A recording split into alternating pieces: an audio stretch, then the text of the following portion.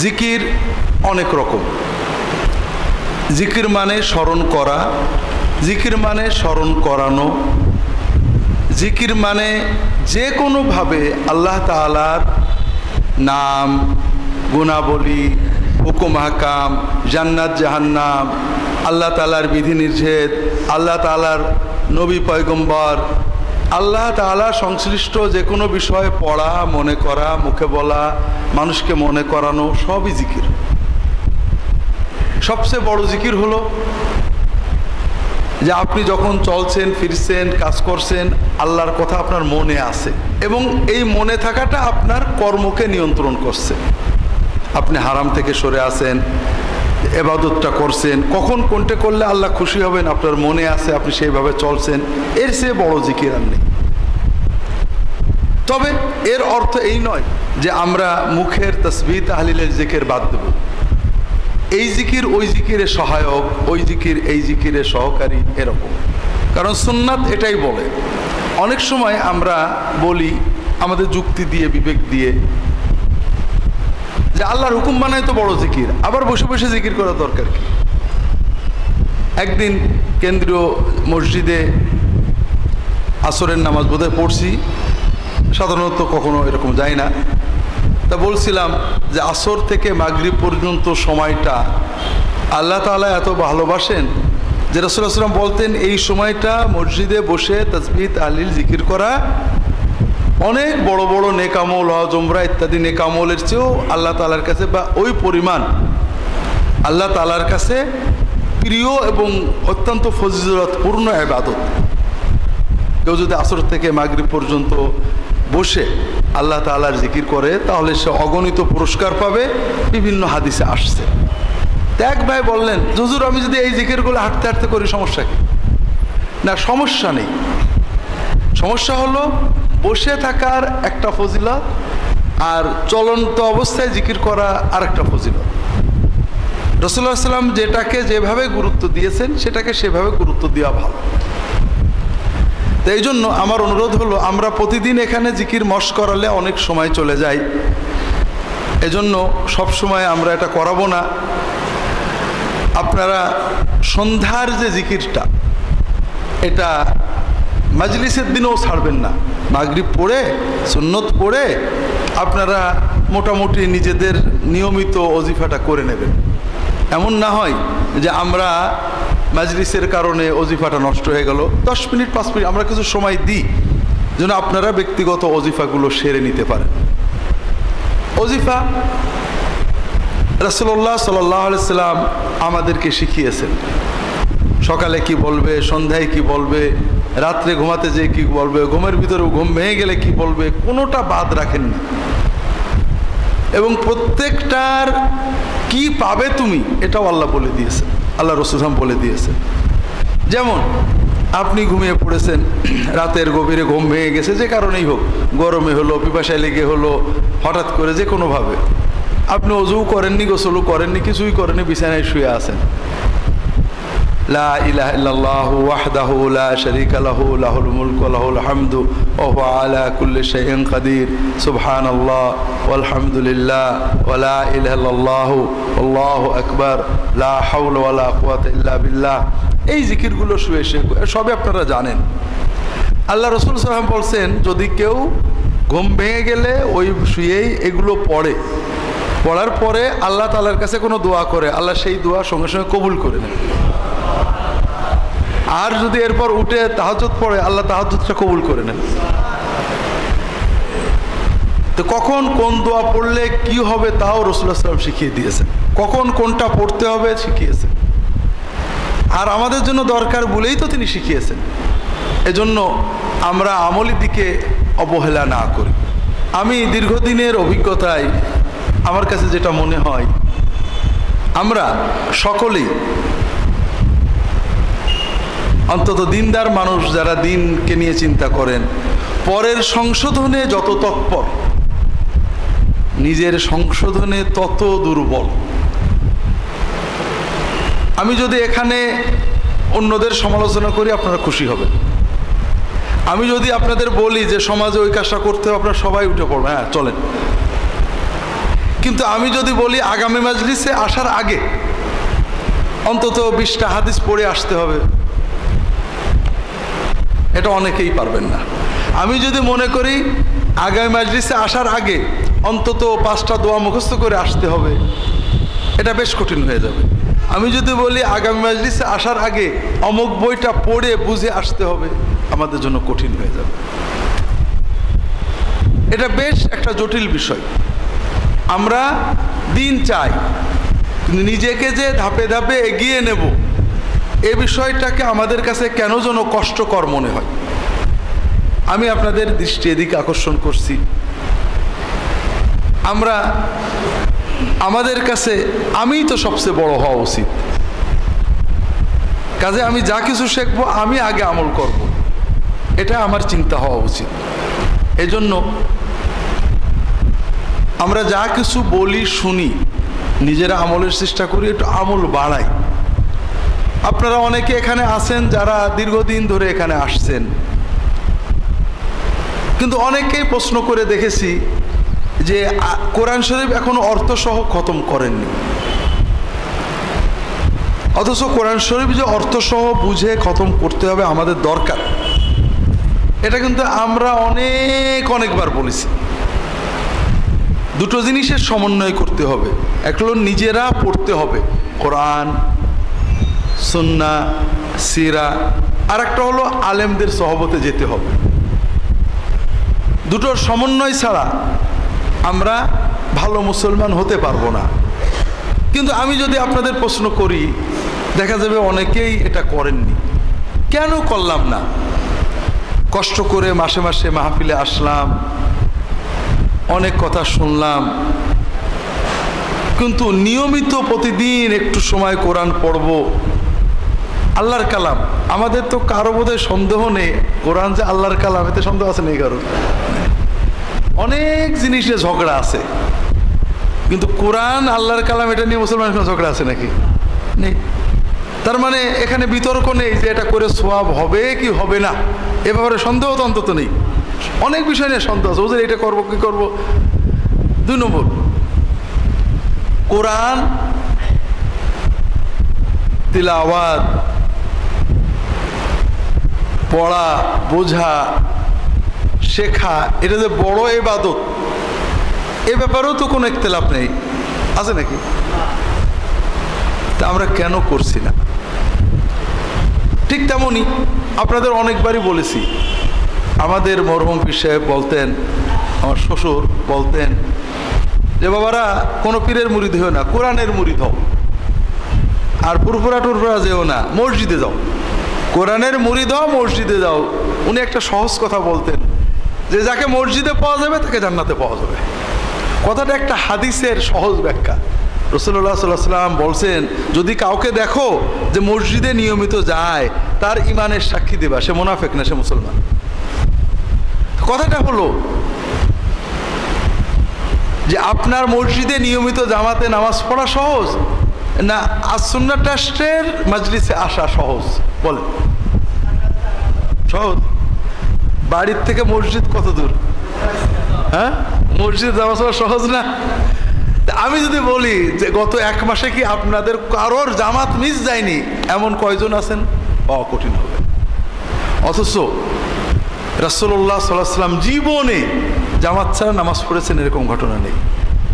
একবার তিনি গেছিলেন একটা মহল্লায়, মুসলমানরা একটু ঝগড়া বিবাদ করেছে, শান্তি করতে গেছিলেন, মিটাতে।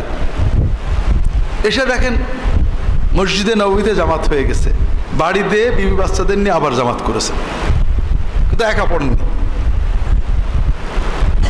আমরা অনেক বিষয়কে সুন্নত মনে করি, সুন্নত হয়তো সুন্নত, কিন্তু গুরুত্বগত সমস্যা আছে। তাহাজ্জুদ সুন্নত, টুপি সুন্নত, পাগড়ি সুন্নত, আবার 5 ওয়াক্ত ফরজ নামাজ জামাতে পড়াও সুন্নত বলি, কিন্তু সুন্নতের পার্থক্য ব্যাপক। 5 ওয়াক্ত জামাতে নামাজ পড়া এটা ওয়াজিব পর্যায়ের সুন্নত। রাসূলুল্লাহ সাল্লাল্লাহু আলাইহি ওয়াসাল্লাম কেউ তাহাজ্জুদ না পড়লে তার বাড়ি পড়াই দিতে চাননি, টুপি মাথায় না দিলে বাড়ি পড়াই দিতে চাননি, পাগড়ি না পড়লে বাড়ি পড়াই দিতে চাননি, এমনকি 5 ওয়াক্ত নামাজের আগে পরে সুন্নত পড়িনি বলে বাড়ি পড়াই দিতে চাননি। কিন্তু জামাতের নামাজে না আসলে তার বাড়িঘর পুড়িয়ে দিতে চেয়েছেন। মুনাফেক বলে বলেছেন এরা মুনাফেক। তাহলে আমরা এই সব কথাগুলো অনেকবার বলেছি, ভাই তো চলে তো যেতেই হবে। আমি ইন্টারনেট কম ব্যবহার করি, তারপরও আমাদের অফিসের ছেলেরা চালায়, মাঝে মাঝে ঢুকতে হয়। একজন একটা ক্লিপ পাঠিয়েছে, বাংলাদেশের কোনো একজন প্রসিদ্ধ মানুষ টিভিতে বিশাল প্রোগ্রামে দাঁড়িয়ে কথা বলছেন, 2-3 মিনিটের মাথায় পড়েও গেলেন, অর্থাৎ মরিয়ে পড়ে গেলেন, পড়ে মরেননি।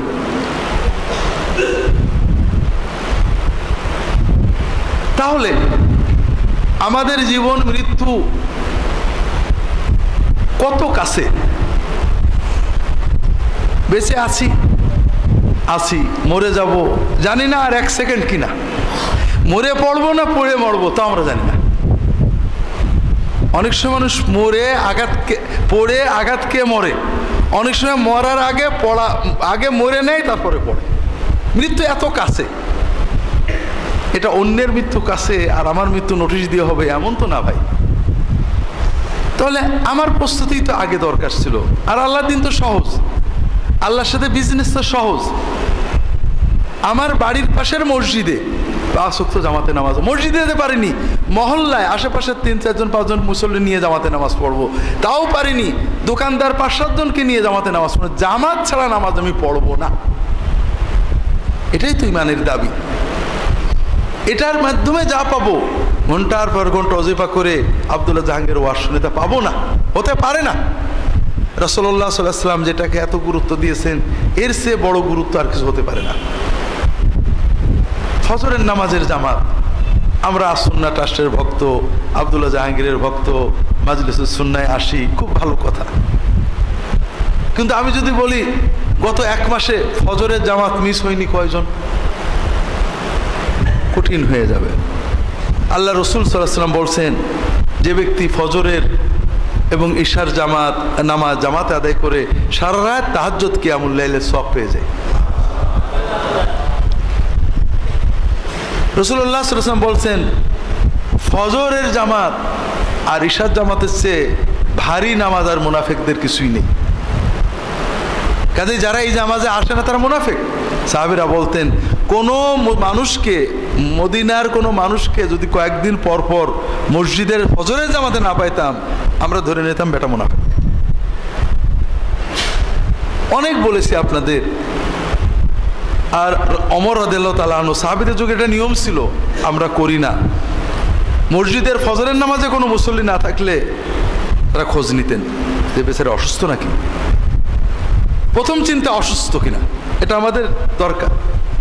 আপনাদের গতদিনে একটা গল্প বলছি, গতদিনে না গত খুতবায় মনে নেই,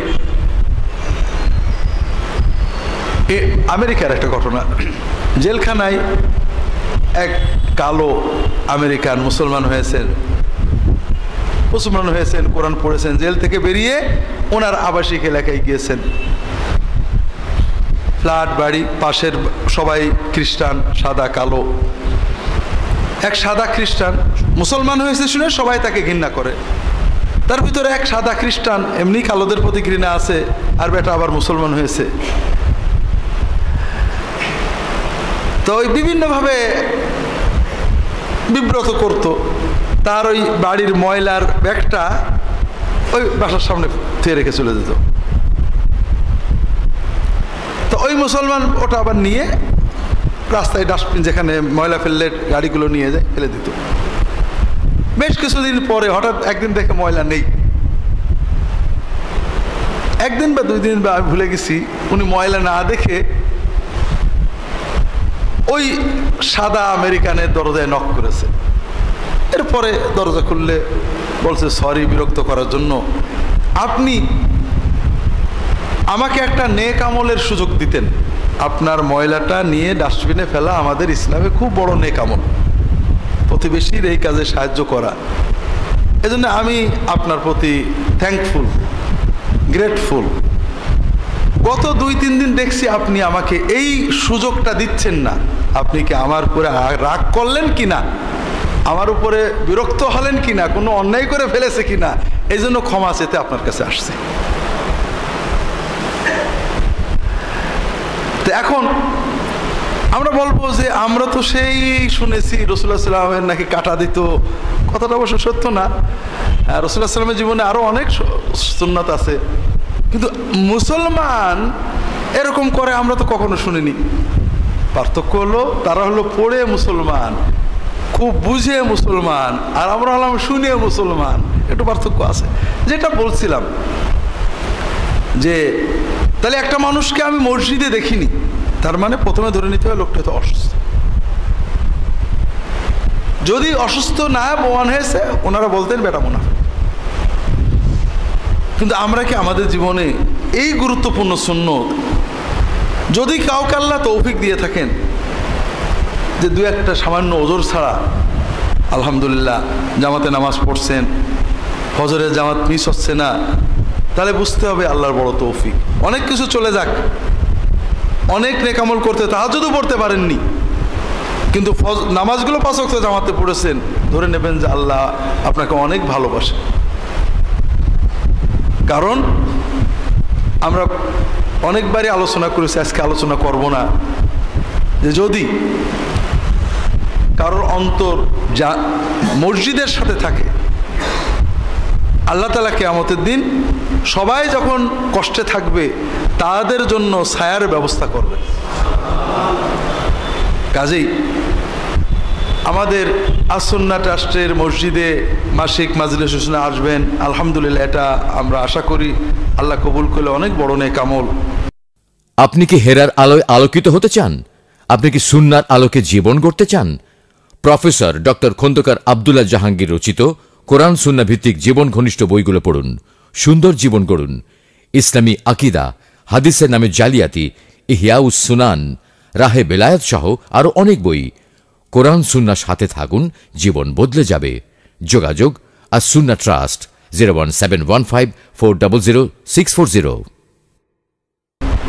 কিন্তু পাশের মসজিদে যে আমি নামাজটা পড়লাম না জামাতে, অবহেলা করে, অলসতা করে, এটা অত্যন্ত বড় দুঃখজনক খাসারাত। তো এইভাবে ভাইরা আমাদের এই অভিজ্ঞতাকে আপনারা মিথ্যা প্রমাণ করেন। আমাদের অভিজ্ঞতা কি বলছে? মানুষ পরকে পরিবর্তন করতে, সমাজকে পরিবর্তন করতে, বিশ্বকে পরিবর্তন করতে আগ্রহী, কিন্তু নিজেকে পরিবর্তন করতে খুবই দুর্বল। আমরা আশা করব এই ভুল ধারা থেকে আমরা বেরিয়ে আমরা নিজেকে পরিবর্তন করি, যেটা আমলে আসে, যেটা জেনেছি আমল করি, আমল বাড়াই, বিশেষ করে ইলম এবং আমলের সমন্বয় করি। প্রতিদিন কিছু কোরআন পড়ি, প্রতিদিন কিছু কোরআন বুঝি, প্রতিদিন কিছু হাদিস পড়ি, প্রতিদিন কিছু হাদিস বুঝি, প্রতিদিন আলেম ওলামাদের ভালো দু একটা বই পড়ি, কিছু বুঝি, অল্প হোক একটু এগোই, এক ধাপ এক ধাপ। কত সময় ভাই নষ্ট হয়ে যায়। আমরা বলছিলাম যে কাজে বসে, আজকে মসজিদে আপনাদের আলোচনা প্রসঙ্গেও বলছিলাম, যে কাজে বসে,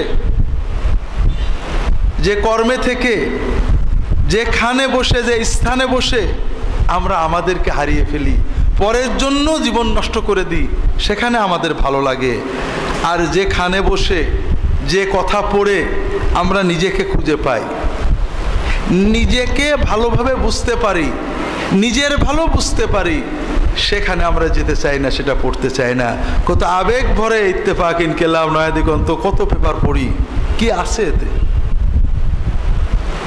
এসব থাকবে, আমি হয়তো পড়ে মরবো বা মরে পড়ব,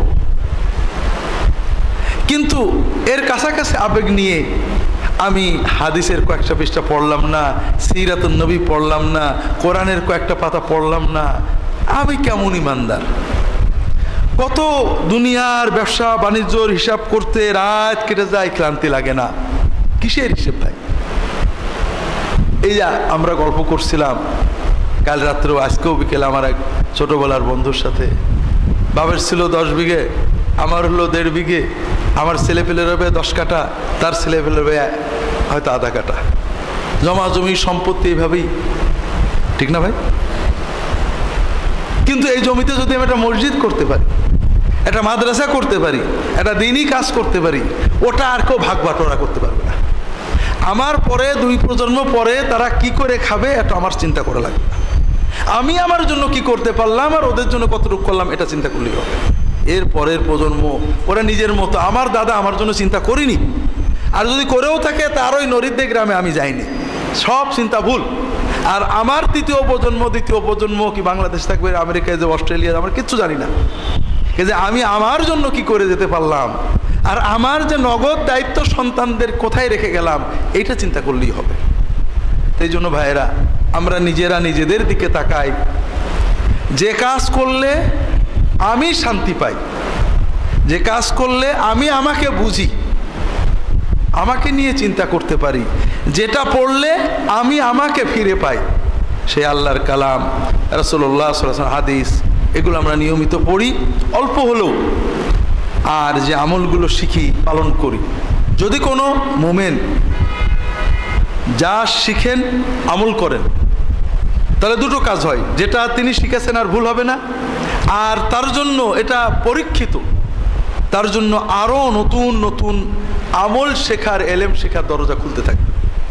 আর যখন আপনি যা শিখবেন আমল করবেন না, যা শিখেছেন ওটাও ভুলে যাবেন, আর নতুন এলেম আর বাড়বে না, আর বাড়ালেও তাকে কাজে লাগে না।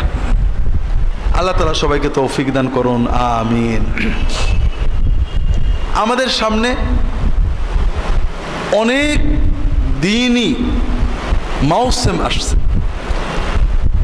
দিনের কাজ 2 রকম, দুনিয়ার কাজও। একটা হলো নিয়মিত, এটা বেজ, আর একটা হলো মাঝে মাঝে। নিয়মিত বিল্ডিং যখন করতে হয় সুন্দর করে করতে হয়, মাঝে মাঝে আবার 2-4 বছর পরে চুনকাম করতে হয়, পরিষ্কার পরিচ্ছন্ন করতে হয়। খাওয়া দাওয়া নিয়মিত খেয়ে যেতে হয়। মাঝে মাঝে ফলের মৌসুমে একটু ফল টল বেশি করে খায়, অমুক মৌসুমে শরীরে একটু উপকার হয়। আল্লাহ তাআলা আমাদের জন্য দিনটা দিয়েছেন দেহের খাদ্যের মতোই নিয়মিত, মাঝে মাঝে জন্য আমরা যে দুর্বলতা আসে ওটা দূর করার জন্য কিছু মৌসুম দিয়েছেন। আমরা দুভাবে ভুল করি।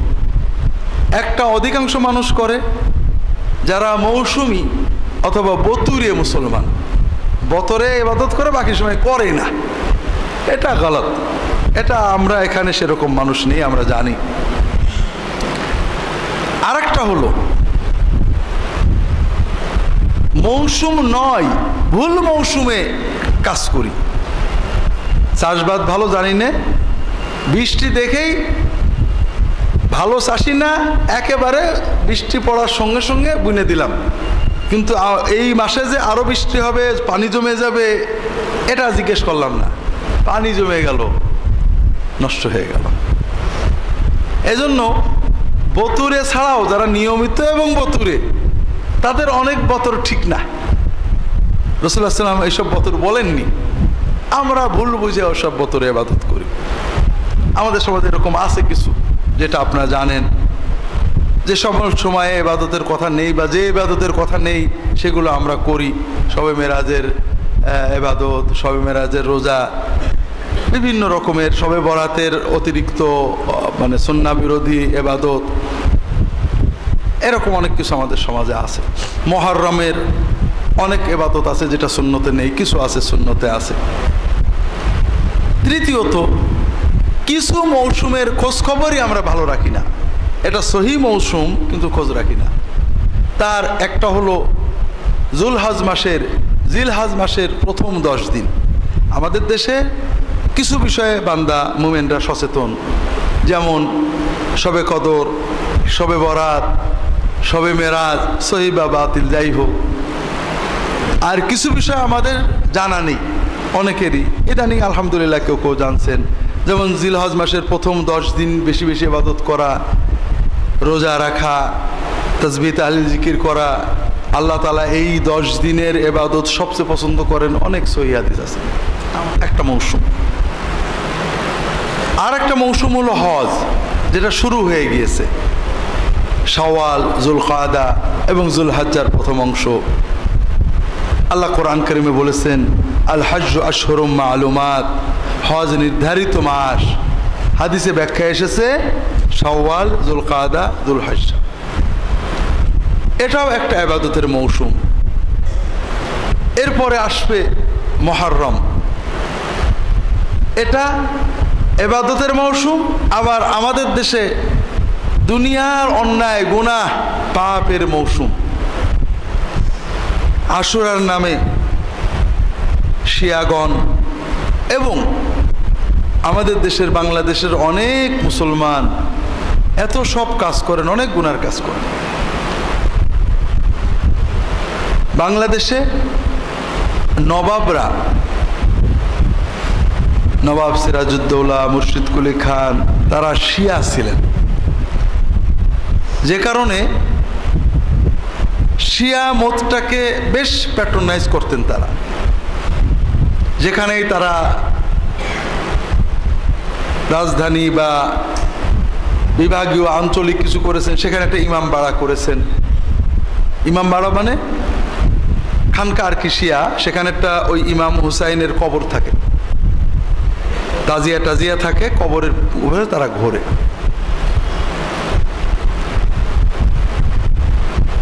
আমাদের দেশের আমাদের রন্ধে রন্ধে শিয়া মত ছড়িয়ে আছে। যদিও আমরা নিজে সুন্নি দাবি করি, সৌদি আরবে যখন আমাদের নাম শোনে আলী হুসেন, আকবর আলী, মোহাম্মদ হুসেন, মোহাম্মদ আলী, আমাদের কিন্তু সবার নামের সাথে হুসেন আলী টালি জড়িত আছে, কিন্তু আবু বকর ওমর কিন্তু নেই। এমনকি কারণ না আবু বকর ওমর হলে তারপর আলী লাগাই। তা আমাদের বলে তোমরা কি সব শিয়া নাকি? আবু বকর ওমর ওসমান মোটে পাওয়া যায় না, আর সবই খালি আলী হোসেন। ব্যাপারটা কি? ইরানের মানুষেরা শিয়া, দেখ সুন্নি বাদশাহ ইরানের একটা এলাকা দখল করেছে, সেখানে নতুন প্রজারা রাজার সাথে দেখা হচ্ছে, কি নাম? আমার নাম অমুক, সালাম কালাম করে দেখা করে যাচ্ছে। সন্ধে লেগে গেছে, রাজা সবার নাম টাম শুনেছে। সন্ধ্যের সময় বলছে উজিরকে, লোকজন চলে গেছে। আচ্ছা, এই যে সকাল থেকে সন্ধ্যা পর্যন্ত এত লোক আলো, আলী আকবর, আলী আসগার, আলী হোসেন, আহসান, সবই পাইলাম, কিন্তু আবু বকর, মোহাম্মদ আহমদ আছে, আবু বকর ওমর একটা ওসমান পাইলাম না। হে তোমার কেমন দেশ? কালকে আমার কয়টা আবু বকর ওমর ওসমান ধরে এনে দিবা। তো পরের দিন উজির খুঁজে খুঁজে খুঁজে খুঁজে একটা কানা, একটা খোড়া আর একটা বিকলাঙ্গ ধরে নিয়ে আসছে। একজন নাম আবু বকর, একজন নাম ওমর, একজন নাম ওসমান। বলছে যে বাদশাহ, আমাদের দেশে এর চেয়ে ভালো আবু বকর ওমর ওসমান আর পাওয়া যায় না।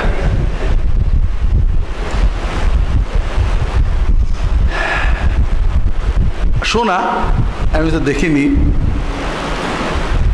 শিয়া সমাজে বাথরুমে আবু বকর ওমরের নাম লিখে তার উপর পেশাব করা হয়। এবং আপনি যে কোনো শিয়ার সাথে মিশলে দেখবেন, যে কোনো কাফের, ইহুদি, খ্রিস্টান, হিন্দুর সে আবু বকর, ওমর, ওসমান, আয়েশা, রাসূলুল্লাহ সাল্লামের বিবি, তার সাহাবীদেরকে অনেক বেশি ঘৃণা করে তারা। ইসলামের যত বড় দুশ্মন ইহুদি নাসারা, তাদের দৃষ্টিতে তার চেয়ে বড় দুশ্মন সাহাবায়ে কেরাম। তো এই শিয়া মতটা আমাদের সমাজে ছড়িয়ে আছে রন্ধে রন্ধে। আর শিয়া মতের মৌসুম হলো মুহররম। আগে এটা বেশ নিচু ছিল, এখন একেবারে বিভিন্ন জায়গায় আজান দিয়ে শিয়া মত প্রচার করা হচ্ছে। মুহররমে দেখবেন কত কিছু। আবার তারাই করেছে, একটা হলো হুসাইনি ইসলাম, আর একটা হলো এজিদি ইসলাম। মানে শিয়াদের বিরুদ্ধে গেলে সে এজিদি।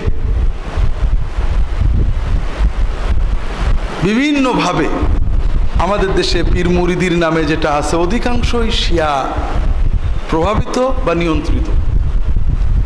আমাদের পাশে সামনে গেলে রাজবাড়ি, সেখানে ইন্ডিয়ার মেদিনীপুরের পীর সাহেবরা নিয়ন্ত্রণ করেন আঞ্জুমানে কাদেরিয়া নামে। তারা আব্দুল কাদের জিলানির ভক্ত, মুরিদ বলে দাবি করেন। অনেক শিরক সেখানে আছে। এখন আগে এটা করতেন না, এখন তারা দ্রুত অনেকগুলো ইমাম বাড়া বানিয়েছে। সেখানে তাজিয়া এই করা হচ্ছে, তওয়াফ করা হচ্ছে, চুমু খাওয়া হচ্ছে, সেজদা করা হচ্ছে। মানুষ কিছুই বুঝতে চায় না, অন্ধ। আব্দুল কাদের জিলানী ঘোর শিয়া বিরোধী ছিলেন। যারা আবু বকর ওমরকে খারাপ বলে অথবা এই ধরনের শিয়া ইমাম বাড়ি বানায়, তাদেরকে কাফের মুশরিক বাতিল ইত্যাদি বলেছেন। এখন একজন লোক কাদেরিয়া আবার শিয়া, একজন লোক চিশতিয়া শিয়া।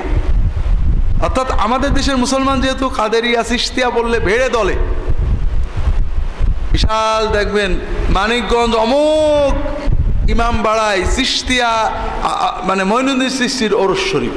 অথচ মঈনুদ্দিন চিশতি যারা মুআবিয়া রাদিয়াল্লাহু তাআলা আবু বকর ওমর ওসমানকে গালি দেয়, তাদের বিরুদ্ধে অনেক কথা লিখেছেন। কিন্তু দেশের মানুষ চিশতি বললে বেশ ভিড়ে যাবে, ভিড়িয়ে নিচ্ছে। এ মৌসুম আমাদের সামনে। আজকে আমরা হজের কিছু গল্প গুজব সংক্ষেপে বলার চেষ্টা করি। আল্লাহ তাআলা তৌফিক দান করুন, আমিন। হজের আহকাম আপনারা যারা হজে যাবেন তারা তো শিখে নিচ্ছেন। হজের কিছু গল্প আছে, ব্যাকগ্রাউন্ড আছে। যেহেতু কেন্দ্রীয় মসজিদে হজ বিষয়ক আয়াতগুলো আমরা আলোচনা শুরু করেছি, হয়তো গল্প বলার সুযোগ এবার আর হবে না। আমরা কিছু গল্প করি। কোরআনেও হজের গল্প আছে। হজের গল্পের প্রথম হলো ইব্রাহিম আলাইহিস সালামের গল্প। ইব্রাহিম আলাইহিস সালামের গল্প মানে মানব ইতিহাসের একটা বড় অংশের গল্প। ইব্রাহিম আলাইহিস সালামের কথা কোরআনে আছে বিস্তারিত অনেক, তবে কোরআন জায়গাগুলো বলেনি। ইব্রাহিম আলাইহিস সালামের কথা কোরআন বলেছে তিনি তার সমাজের শিরকের প্রতিবাদ করেন। বিভিন্ন জায়গায় আল্লাহ এটা বলেছেন বিভিন্নভাবে। ইয ক্বাল লিআবিহি ওয়া কওমিহি মা হাযিহি তামাসিলুল্লাতী আনতুম লাহা আকিফুন। এই যে মূর্তি প্রতিমা, এগুলোর তোমরা ইবাদত করো, নীরবে দাঁড়িয়ে থাকো, ধ্যান করো, তাদের সামনে মুরাকাবা করো, এটা কি? তার কম বলল যে আমাদের বাপ দাদা এগুলোর ইবাদত করে এসেছেন, তাই তো করি। এরা তোমাদের উপকার করে, কথা শোনে, কি করে, অত শত বুঝিনি, ইবাদত করে। অন্য জায়গায় আল্লাহ তাআলা বললেন যে ইব্রাহিম তাদেরকে বুঝালেন যে এরা কিছু করতে পারবে না। তারা ভয় দেখালো যে এই আমাদের দেব দেবতা যাদের আমরা ইবাদত করি, তুমি যদি এদের বিরুদ্ধে সব কথা বলছো, এদের ডাকা যাবে না, এরা তোমার ক্ষতি করে দেবে, তোমার ধ্বংস করে দেবে। তিনি বললেন ওয়ালা আখাফু মা তুশরিকুনা বিহি ইল্লা আইয়াশা রাব্বি শাইআ। তোমরা যার ভয় দেখাচ্ছ যে অমুক দেবতা আল্লাহর মাহবুব, আল্লাহর প্রিয়, তার বিরুদ্ধে বললে আমার ক্ষতি করে দেবে, আমি ওদের ভয় পাই না। আমার মালিক যা চাইবে তার বাইরে কেউ কিছু করতে পারবে না। কিন্তু তোমাদেরকে আমি বলি যে তোমরা আমাকে এইগুলোর ভয় দেখাচ্ছ, অথচ তোমরা আল্লাহর সাথে শরীক করছো। আল্লাহ কোনোভাবে কোথাও নির্দেশ দেননি, বিশ্বাস করেন। এখনো পর্যন্ত যত ধর্মগ্রন্থ আছে, যত রকমের বিকৃতি আছে, তার ভিতরেও কোথাও আল্লাহর নির্দেশ নেই যে আল্লাহ ছাড়া কারোর মাধ্যমে আল্লাহর কাছে যাইতে হবে, কোনো নির্দেশ নেই। তা আল্লাহ তো তোমাদের কোথাও বলে দেননি যে তোমরা আমাকে ডাকার জন্য অমুক অমুকের মিডিয়া ধরো, তার একটু ইবাদত করো, তার নামে মানত করো, তার সিন্নি দাও, তার সেজদা করো, তার কাছে নীরবে ভক্তি নিয়ে দাঁড়িয়ে থাকো, তার মূর্তি বানিয়ে নাও, তার কবরে চলে যাও, অথবা তার কোনো স্মৃতি বিজড়িত স্থানটাকে এইভাবে করো। আল্লাহ বলেননি। আল্লাহ যেটা বলেননি আল্লাহর সাথে শরীক করছো তোমরা, আর আমি এক আল্লাহর ইবাদতের কথা বলছি। তাহলে আইয়ুল ফারিকাইন আহাক্কু বিল আমন। এখন ভয় বেশি পাওয়ার দরকার কার, আর নিরাপত্তা বেশি পাওয়ার দরকার কার? এভাবে কমকে বুঝালেন, কম শুনল না, তাকে ভয় দেখালো। তিনি কি করলেন? ওয়াতাল্লাহি লাআকিদান্না আসনামাকুম বাদা আন তুওয়াল্লু মুদবিরিন। তুমি বলে আল্লাহর কসম, তোমাদের এই মূর্তিগুলোর আমি সাইজ করে ফেলবো, তোমরা যাও। فجعلهم ذجاجا إلا كبيرا لهم لعلهم إليه يرجعون। তিনি মূর্তিগুলোকে ভাঙলেন, একটা বাদ দিলেন, বড় মূর্তি, যেন এরা এসে ওর কাছে যেতে পারে। আপনার সমাজে অনেক গল্প আছে এর সাথে, সেগুলো আমি বলছি না, কারণ কোরআনে নেই, সহি কোনো সনদ নেই। আমি সংক্ষেপ ইব্রাহিম আলাইহিস সালামের গল্প, ইব্রাহিম থেকেই হজ। قالوا من فعل هذا بآلهتنا إنه لمن الظالمين। আমাদের মাবুদদের, ইলাহদের এই কাম কে করলো? নিশ্চয়ই সে বড় জালেম। قالوا سمعنا فتى يذكرهم يقال له إبراهيم قالوا فأتوا به على أعين الناس لعلهم يشهدون। বলা বলি করলো, একটা যুবক আছে, ওই যুবকের নাম ইব্রাহিম, ও এইগুলো খুব সমালোচনা করে, বলে ধরে নিয়ে এসো তাকে, আগে মানুষ দেখুক এই শয়তানটাকে, বদমাইশটাকে। قالوا أأنت فعلت هذا بآلهتنا يا إبراهيم। ইব্রাহিম, তুমি কি আমাদের এই মাবুদদের, আমাদের ইলাহগুলোর এই কাম করেছো? قال بل فعلهم كبيرهم هذا فاسألوهم إن كانوا ينطقون। কেন? ওই যে বড় যেটা ঠিক আছে ও করেছে, ওদের কাছে জিজ্ঞেস করো যদি কথা বলতে থাকে। ফারাজাউ ইলা আনফুসিহিম ফাকালু ইন্নাকুম আনতুমুয যালিমুন। তারা নিজে বললে আমরা আসলে অন্যায় করছি, এই কাম কেউ করে নাকি? কেউ কথা বলতে পারো, ডাকবো কে? তোমার কিছু আলা রুহুসিহিম লাকাদ আলিমতা মা হাউলা ইয়ানতিকুন। মাথা নিচু করে বলল, তুমি তো জানো যে এরা কথা বলতে পারে না, এসব কথা বলো কে?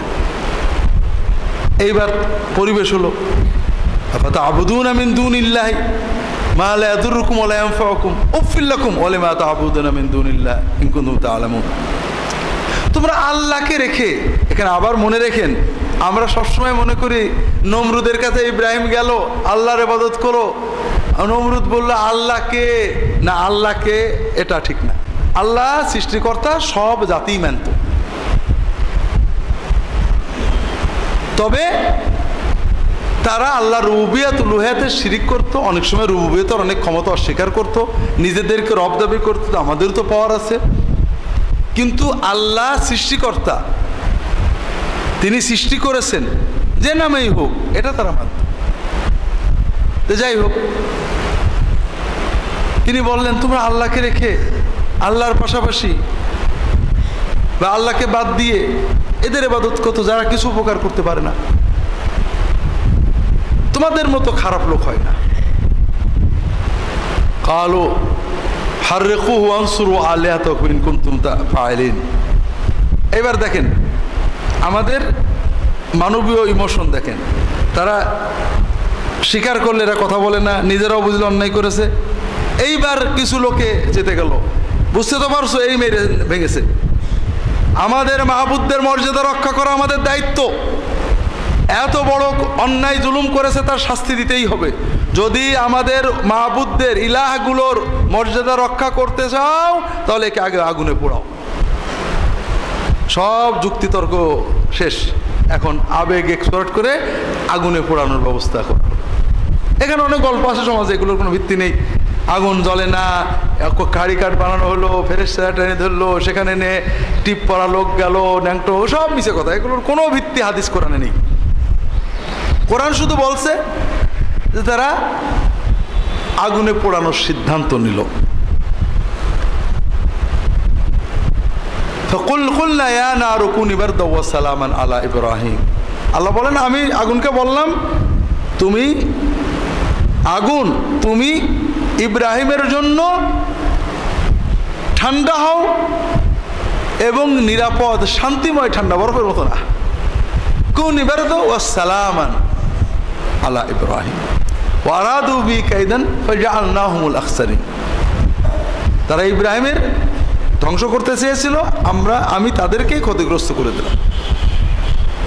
এই ঘটনার পরে ইব্রাহিম আলাইহিস সালাম তার ভাতিজা লূতকে নিয়ে ওনার দেশ ছাড়লেন। ক্বালা ইন্নী মুহাজিরুন ইলা রাব্বি, আমি হিজরত করব আমার রবের জন্য। তাহলে বোঝা গেল উনি এক দেশে ছিলেন, আরেক দেশে গেলেন। কোন দেশ থেকে কোন দেশ এটা কোরআনে নেই। তবে বিভিন্ন ঐতিহাসিক, ধর্মীয় ইত্যাদি বর্ণনা থেকে মোটামুটি বোঝা যায় যে ইব্রাহিম আলাইহিসসালাম ছিলেন ইরাকের, এই যে কুফা বসরা আমরা শুনি সাদ্দাম হোসেনের ইরাক, ওই ইরাকের একটা উর নামক শহরে, প্রাচীন। তিনি সেখান থেকে চললেন, ইরাক থেকে সিরিয়া এলাকা হয়ে ফিলিস্তিন এলাকাতে আসলেন। এটা তার হিজরত।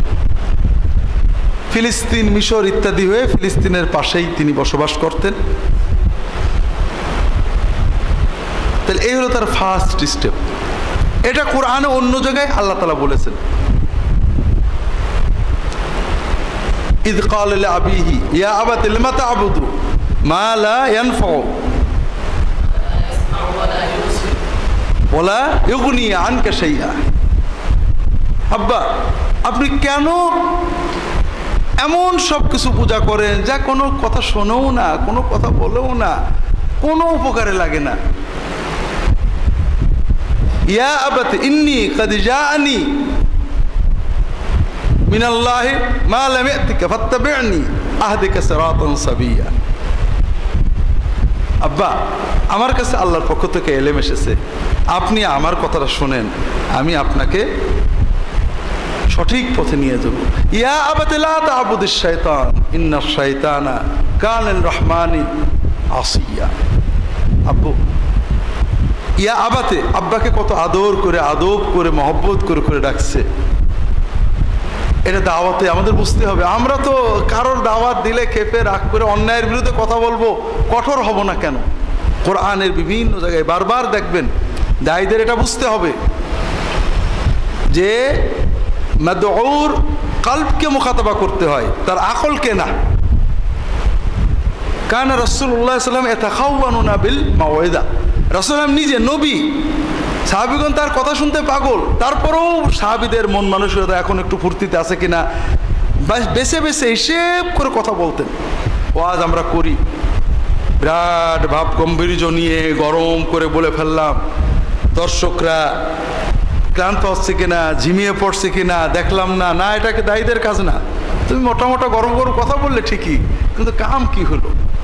দর্শকদের চোখের দিকে তাকাও, তারা ক্লান্তি লাগলে সাবজেক্ট বাদ দাও, সহজ করে বুঝাও, গুরু গম্ভীরটা তার অন্তরে যেন কথাটা যায়।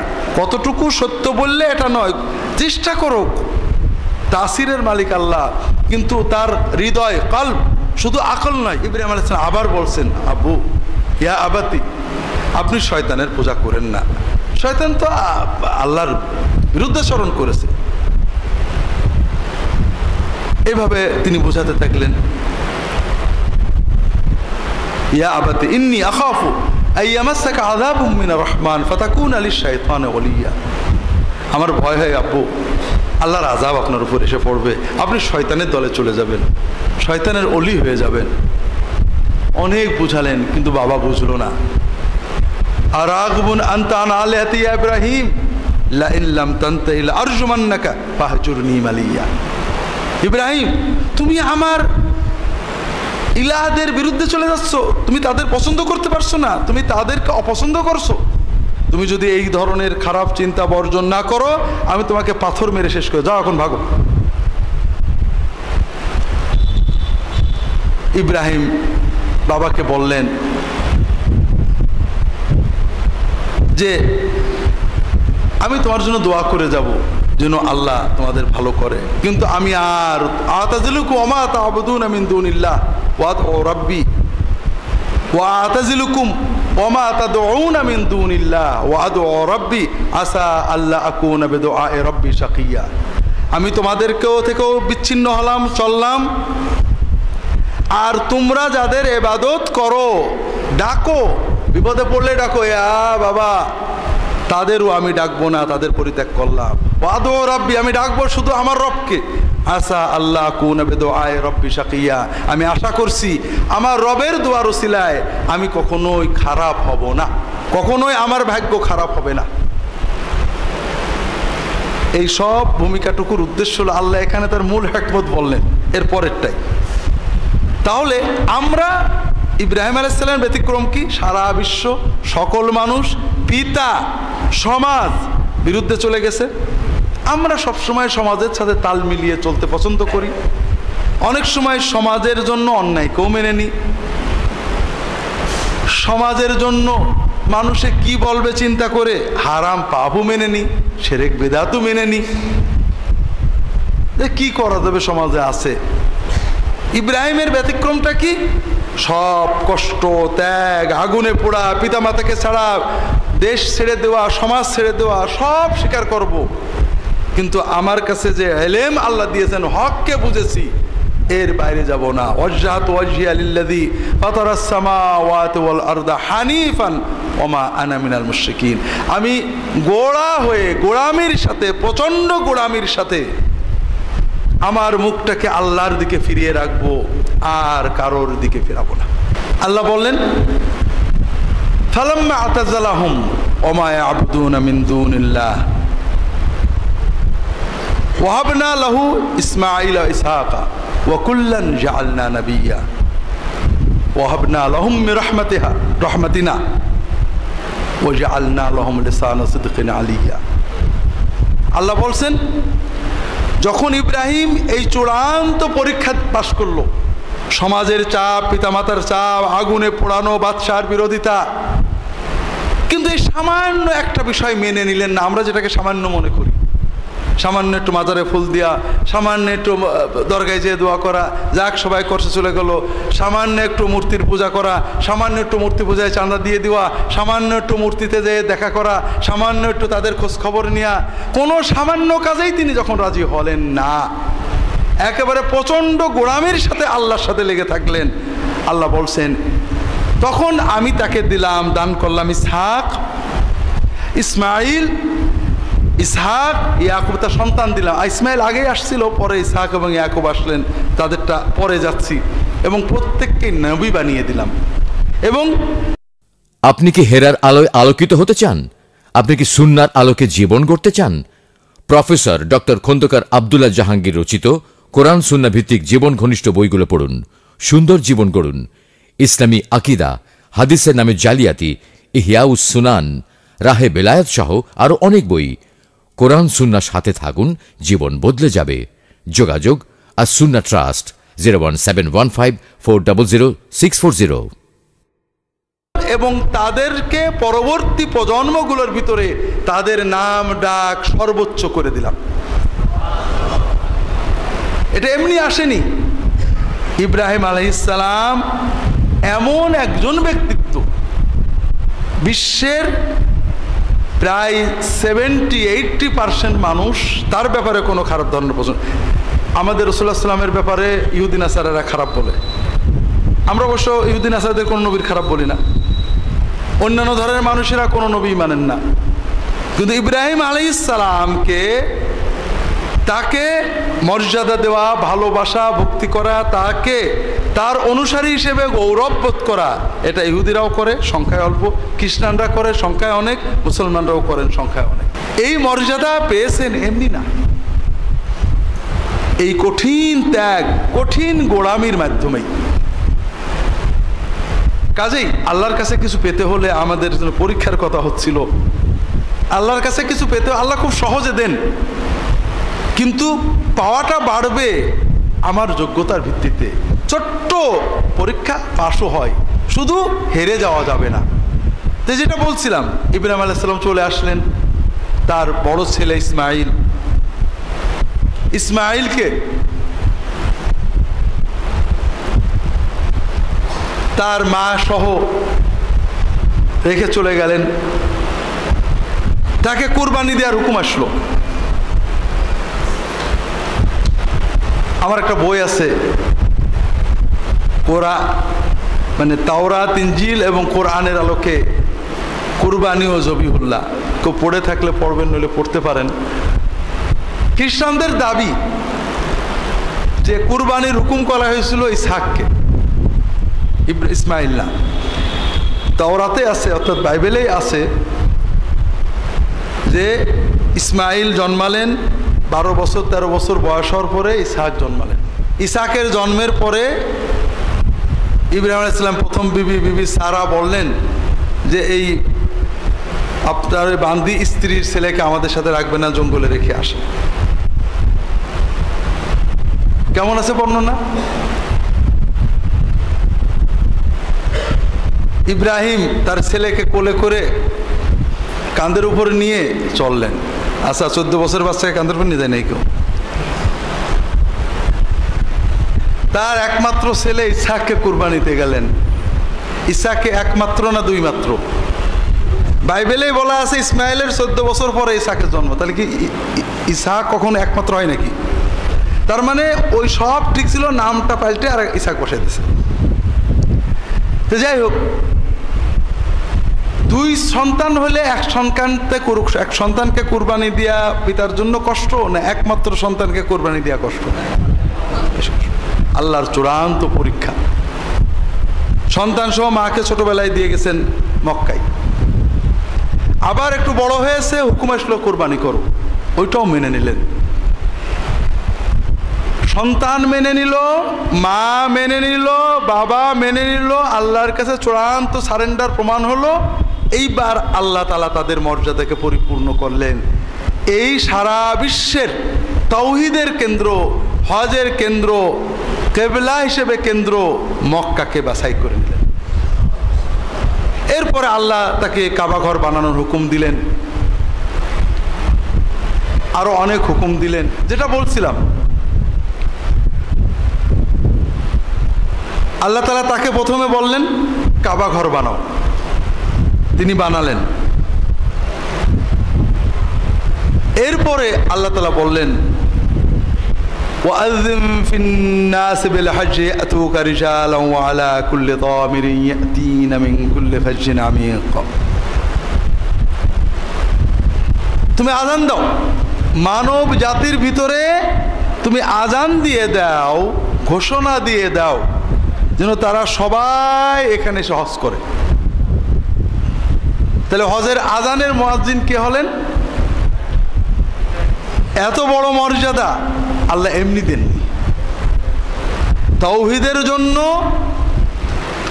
এক আল্লাহর ইবাদতকে টিকিয়ে রাখার জন্য, আল্লাহর ইবাদত আর কারোর ব্যাপারে কোনো কনসিডার নেই, তাওহীদের ক্ষেত্রে কোনো কনসিডার চলবে না। এটাকে চূড়ান্ত করার পরে আল্লাহ তাকে ঘোষণা দিতে বললেন, এইবার ঘোষণা দাও। কিসের ঘোষণা? তাওহীদের ঘোষণা। ঘোষণা দাও এখানে এক আল্লাহর ইবাদত করতে হবে, শিরিক করা যাবে না। ওয়াইজ বাওয়ানা লিইব্রাহিম মাকানাল বাইতি আল্লা তুশরিক বি ইন্নাল্লাযীনা কাফারু ওয়া ইয়াসুদ্দুনা আন সাবিলিল্লাহি ওয়াল মাসজিদিল হারামিল্লাযী জাআলনাহু লিন-নাসি সাওয়াআনিল আকিবু ফীহি ওয়াল বাদ ওয়া মান ইউরিদ ফীহি বিইলহাদিন বিযুলমিন নুযিকহু মিন আযাবিন আলীম। ওয়াইজ বাওয়ানা লিইব্রাহিম মাকানাল বাইতি আল্লা তুশরিক বি শাইআন ওয়া তাহহির বাইতিয়া লিত-তাইফিনা ওয়াল আকিফিনা ওয়ার রুকআইস সুজুদ ওয়া আযযিম ফিন-নাসি বিল হজ।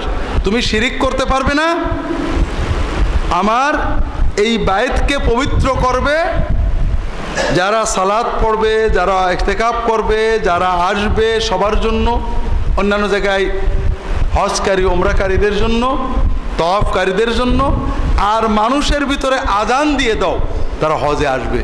হজে কি নিতে আসবে? তাওহীদ নিতে আসবে। লাব্বাইক আল্লাহুম্মা লাব্বাইক। আমরা কি বলে যাই হজে?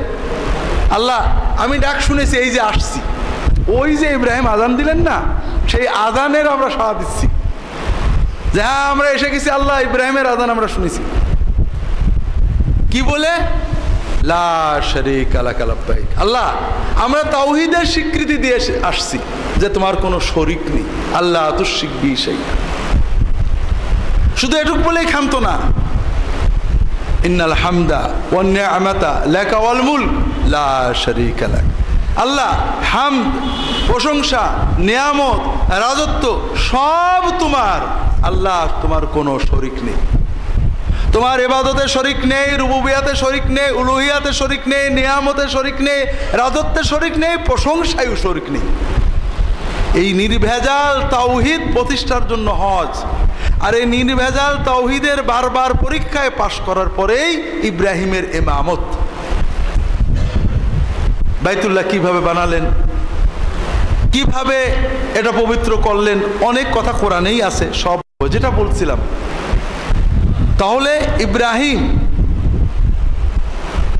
হজের আজান দেওয়ার এই ইমামত পেয়ে গেলেন, মুআদ্দিনিয়ত পেয়ে গেলেন, কিসের বিনিময়ে? তাওহীদের জন্য প্রচন্ডতম গোড়া হওয়ার কারণে, হানিফ হওয়ার কারণে, বেকা ক্রেজি। এক্ষেত্রে কোনো মোলায়েম হবে না। আমি নরম হতে পারি, অনেক কিছু মেনে নিতে পারি, কিন্তু তাওহীদের ক্ষেত্রে কোনো আপোষ আমি করতে পারবো না। এই প্রচন্ড ক্রেজিনেস, হানিফিয়াত, প্রচন্ড গোলামি দিয়ে তাওহীদকে ধরে রাখা, আমি সব মেনে নিতে পারি, কিন্তু তাওহীদের ক্ষেত্রে কোনো আপোষ নেই। একটা হাদিস আসছে, এক জায়গায় মূর্তি পূজা হচ্ছে, হাদিসটা পড়েছি, সনদ সম্ভবত ঠিক আছে, কেউ কেউ কিছু ইশকাল করেছেন, মুসনাদ আহমদের হাদিস। একজন এক জায়গায় মূর্তি পূজা হচ্ছে, পাশ দিয়ে যাচ্ছে, বলছে যে কিছু দিয়ে যাও, এই প্রতিমার জন্য কিছু ভোগ দিয়ে যাও। দুইজন যাচ্ছে, একজন বলল না আমি ভোগ দিতে রাজি নেই, আমি প্রতিমার জন্য ভোগ দিতে পারবো না, আমার কিছু সব মাবুদের জন্য। তাকে কতল করে ফেললো। আর একজন যাচ্ছে, কিছু ভোগ দাও, কিছু হলে দাও, সেটা মাসি ধরে দিয়ে গেল। আল্লাহ রাসূল বলে এই মাসির জন্য সে তো চোখে গেল। সে একটু আপোষ করে, মাসি তো সামান্য জিনিস না, তাওহীদের ক্ষেত্রে মাসু আপোষ করা যাবে না। অন্য ক্ষেত্রে যাই করেন, তাওহীদ হবে আপোষহীন। এটা আপনাদের আগে অনেকবার বোঝানোর চেষ্টা করেছি। একটা স্ত্রী তার স্বামীর বন্ধুদের সাথে গল্প করে, ভাই দেওরদের সাথে গল্প করে, খাবার দেয়, হাসে, স্বামী রাগ করে না। কিন্তু স্বামী যদি কখনো দেখে আমার স্ত্রী, আমার ভাই, ছোট ভাই, বন্ধুর সাথে এমন চোখে তাকিয়ে আছে যে চোখে আমার দিকে তাকায়, ওই স্বামী আর ওই বউ নিয়ে ঘর করতে পারে না।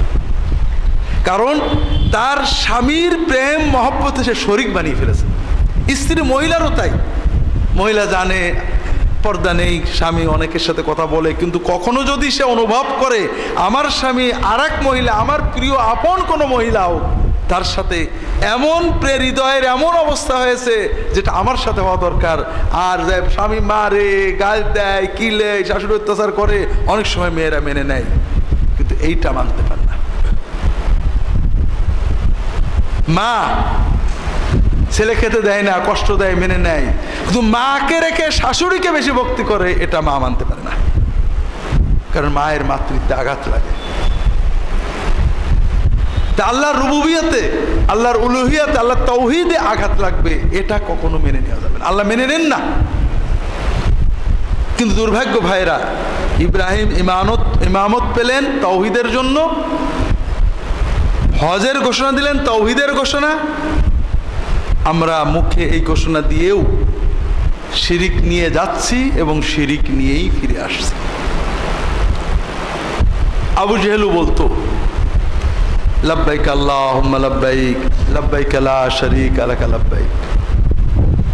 আমাদের মতোই বলতো, শুধু একটা বাক্য যোগ করতো যে আল্লাহ আপনার কোনো শরীক নেই, তবে যাদের কাছে আপনি আল্লাহর, আপনার মাহবুব বান্দা, ওলি, ফেরেশতা কিছু পাওয়ার দিয়ে রেখেছেন, তাদের কিছু পাওয়ার আছে, আপনার অলৌকিক রুবুবিয়তের পাওয়ার, ক্ষমতা কিছু তো আপনি দিয়ে রেখেছেন, এটা আপনার। তাদের পাওয়ারের মালিকও আপনি, তাদের মালিকও আপনি, তবে আপনি দয়া করে কিছু পাওয়ার দিয়েছেন। আল্লাহর সাথে শরীক করতে মানে কি? তারা কি বলতো সৃষ্টিকর্তা দুইজন? বলতো নাকি? কখনো না। আল্লাহর সাথে শরীক করার মানে কি? আল্লাহর রুবুবিয়তের কিছু গুণ অমুক, যেমন হিন্দুরা আল্লাহর সাথে শরীক করে, আমরা তাকে কাফের মুশরিক বলি। তারা তো এক ঈশ্বর, এক সৃষ্টিকর্তা মানে। প্রবলেম কোথায়? তারা বলে আল্লাহর, যেমন আমরা আজরাইল আলাইহিস সালাম বলি, মালাকুল মউত, জান কবজ করে, কিন্তু আমরা কখনো আয়ু বাড়ানোর জন্য আজরাইলকে ডাকি না, ডাকি নাকি? হিন্দু বিশ্বাস অনুযায়ী যম জান কবজ করে, ঠিক না? আয়ু বাড়ানোর দরকার হলে তারা কার ডাকে, কার পূজা করে? যমের পূজা। কথা বোঝেননি? তাহলে একটা হলো দায়িত্ব দেয়া, আল্লাহ ফেরেশতাদের দায়িত্ব দিয়েছেন, কিন্তু পাওয়ার কার হাতে? তারা কল্পনা করছে না দায়িত্বের সাথে পাওয়ারটাও দেওয়া আছে। যমের সেবা করলে, যমের বাড়িতে গেলে আয়ু বেড়ে যাবে। শিক্ষা কোথার থেকে আসে বুঝতে পারছেন তো? এই যে আল্লাহ কাউকে ভান্ডার দিয়ে রেখেছেন, কেউ কিছু করে দিতে পারে, অথবা কেউ বললে আল্লাহ ফেলে না, আল্লাহ নেবে, এই হলো সব শিরক। আর এই শিরকিয়াত আমাদের সমাজের রন্ধে রন্ধে আছে। আমরা এগুলো সহই যাচ্ছি। আবু জেহেল বলতো, আমরা বলছি না। দ্বিতীয়ত, যেও শিরক করি, মক্কায় যে মানুষ শিরক করে, কিন্তু একেবারে এক একটা শিরক। মক্কায় যে সেখানে কবুতরের গু, কবুতরে দানা দেয়, ওই দানা আর গু নিয়ে আসে তাবিজ করে ব্যবহারের জন্য। আমার মরহুম শ্বশুর বলতেন যে আল্লাহ মোহাম্মদের আব্দুল্লাহের অনেক রহমত করুক, এই বেচারা যদি আরব দেশে না আসতো, কাবাঘর মানুষ ছুরি দিয়ে কেটে আর জিভে দিয়ে সেটাই মারি নিয়ে চলে যেত। এটা সত্যি কথা। কিন্তু আমার এক ইন্ডিয়ান বন্ধু, ভালো তালবেলেম, আলেম মানুষ, আমরা একসাথে গেছি ওমরা করতে, হঠাৎ শুনলাম তাকে পুলিশে ধরেছে। কি হয়েছে? ওই তওয়াফ করার সময় ছুরি দিয়ে গিলাফের কাপড় কাটতে গেছিল। যদি মোহাম্মদ ইবনে আব্দুল ওয়াহাব আরব দেশে না আসতো তো অরিজিনাল কাবাঘর থাকতো না। মানুষ জিভে দিয়ে সেটে আর এই ছুরি দিয়ে কেটে কেটে কেটে তাবিজ করে সব নিয়ে আসতো। এর ভিতরে যা পারে, যেখানে এই নেই, ওই কবুতরের দানা দেবে, ওই দানাগুলো নিয়ে আসবে। কাবাঘরের পিলার খুঁজে খুঁজে মাটি নিয়ে আসবে। আরাফাতে যেখানে মাটি নিয়ে নেবে, গাড়ে ফাড়ে যে কটা পাথর নিয়ে নেবে। তাহলে আমরা আর পাথর পূজারী, মূর্তি পূজারীদের পার্থক্য। তো এই জন্য ভাইরা, আমি লম্বা বলবো না। হজ মৌসুমের প্রথম কথা হলো, আমাদের মাজলিসুস সুন্নাহর কথা হলো যে তাওহীদের জন্যই ইব্রাহিমের মর্যাদা, মক্কার মর্যাদা, সেই তাওহীদ আমরা নষ্ট না করি। একজন হাজী সাহেব, খুব বড় হাজী, পয়সাওয়ালা মানুষ, অনেক পয়সা আল্লাহ দিয়েছেন, প্রতি বছরে হজ বা উমরায় যান এবং আজমির শরীফে যান। তিনি বলেন আল্লাহর কাছে গুনাহগাতার জন্য মক্কায় যায়, আর ব্যবসা বাণিজ্য, পয়সা কড়ির জন্য গরিবে নওয়াজের মাজারে যায়। কথা বলছেন? আবু জেহেলের শিরকের চেয়ে এটা অনেক বড় শিরক। হজের কথা কি? হজে আমরা আল্লাহর কাছে কি চাই? রব্বানা আতিনা ফিদ দুনিয়া হাসানা ওয়া ফিল আখিরাতি হাসানা ওয়া কিনা আযাবান নার। দুনিয়া এবং আখিরাত দুটো, দুনিয়ার টাকা, আখিরাতের জান্নাত, দুটোই মক্কায় যে চাইতে হয়, এবং আল্লাহ দুটোই দেন। আমাকে একজন বলছে, হুজুর হজ করে যেয়ে একটু আজমির শরীফ যাব। বুঝে ভাই, আল্লাহর রস্তে মোহাম্মদ রাসূলুল্লাহ সাল্লাল্লাহু আলাইহি ওয়াসাল্লামের কবর দেখে যাওয়ার পরে আল্লাহর রস্তে আর কারোর কবরে যেয়েন না ভাই। যদি যাইতে আগে যে এটি একবারে শেষে, যদি এরপরে কারোর কবরে যান, বুঝতে হবে যে আপনি মোহাম্মদ সাল্লাল্লাহু আলাইহি ওয়াসাল্লামের কবরে এসে আপনার জান ভরিনি। এই বেঈমানি করেন না ভাই, কি বলবেন ভাই। তো এই জন্য শিরক সমাজের রন্ধে রন্ধে ছড়িয়ে গেছে, আমরাও না বুঝে শিরক করে ফেলছি। শিরক মুক্ত হই, শিরক মুক্ত থাকি, শিরক মুক্ত হওয়ার দাওয়াত দিই। আল্লাহু তাআলা আলাম।